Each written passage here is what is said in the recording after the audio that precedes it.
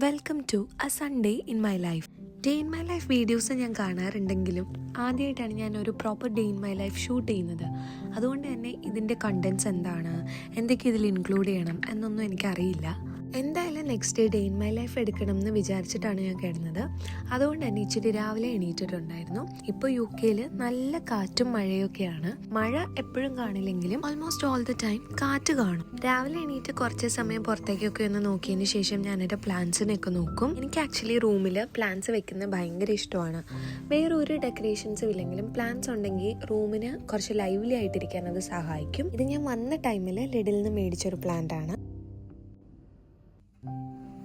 ഇപ്പം ഞാൻ ചെയ്യുന്നത് വീഡിയോയ്ക്ക് വേണ്ടിയിട്ട് ചെയ്യുന്നതൊന്നുമല്ല, ഞാൻ എല്ലാ ദിവസവും ചെയ്യുന്നതാണ് ബെഡ് മേക്കിംഗ്. എനിക്കിഷ്ടമാണ് ബെഡ്ഷീറ്റ്സും ഡുവേ കവറും പില്ലോ കവറൊക്കെ ഇങ്ങനെ ക്ലീൻ ആക്കി കാണാൻ നല്ല ഭംഗിയുള്ള രീതിയിൽ അറേഞ്ച് ചെയ്ത് വെക്കാൻ. തിരക്കുണ്ടെങ്കിലും ഈ ബെഡ് മേക്കിംഗ് ചെയ്തതിന് ശേഷം ഞാൻ ബാക്കിയുള്ള കാര്യങ്ങളിലേക്ക് പോകാറുള്ളൂ. ഞാൻ ഭയങ്കര ഒബ്സസ്ഡ് ആയിട്ടുള്ള ഒരു കാര്യമാണ് ക്യൂട്ടായിട്ടുള്ള ബെഡ്ഷീറ്റ്സ്.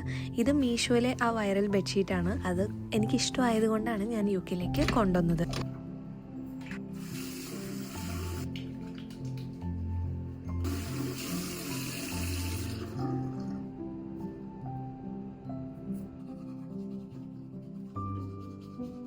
നാട്ടിലായിരിക്കുമ്പോൾ ബ്രഷ് ചെയ്ത് കഴിഞ്ഞതിന് ശേഷം നല്ല ഐസ് വെക്കാറുണ്ടായിരുന്നു മുഖത്ത്.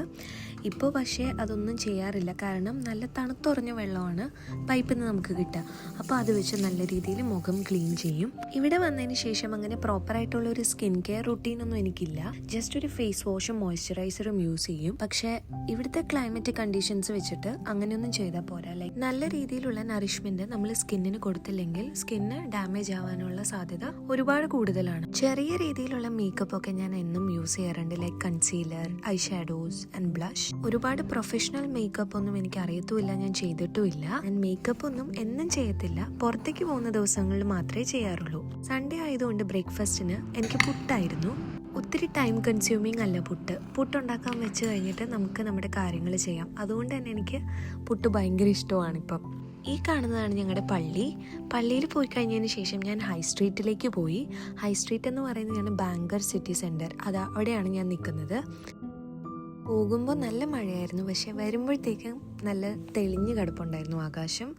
എനിക്ക് നല്ല വിശപ്പുണ്ടായിരുന്നു. വന്ന ഉടനെ ഞാൻ കൈയൊക്കെ കഴുകിയിട്ട് ചോറ് കഴിക്കാമെന്ന് വിചാരിച്ചു. സാധാരണ ഞാൻ 1 വീക്കിലത്തേക്ക് മീൽ പ്രിപ്പ് ചെയ്യാറുണ്ട്. അങ്ങനെ ചിക്കൻ റൈസും ഗ്രിൽഡ് ചിക്കനുമാണ് എനിക്കിന്നത്തെ ലഞ്ചിന് കഴിക്കാനുള്ളത്. പിന്നെ ഞാൻ ഫുഡൊക്കെ കഴിച്ചു, കുറച്ച് വീഡിയോസൊക്കെ ഇരുന്ന് കണ്ടു. അതൊക്കെയാണ് എൻ്റെ എൻ്റർടൈൻമെൻ്റ് എന്ന് പറയാനുള്ളത്. വോയിസ് ഓവർ ചെയ്ത് വീഡിയോ ചെയ്യണമെന്നാണ് ഫസ്റ്റ് വിചാരിച്ചത്, പക്ഷേ എനിക്കറിയില്ല എത്ര പേർക്ക് അങ്ങനെ ഇഷ്ടപ്പെടും എന്നുള്ളത്. വീഡിയോ ആരെങ്കിലും കാണുന്നുണ്ടെങ്കിൽ വോയിസ് ഓവർ വേണോ വേണ്ടയോ എന്നൊന്ന് കമൻറ്റിൽ പറയാമോ. അപ്പോൾ അത്രയേ ഉള്ളൂ. Thanks for watching. ബൈ.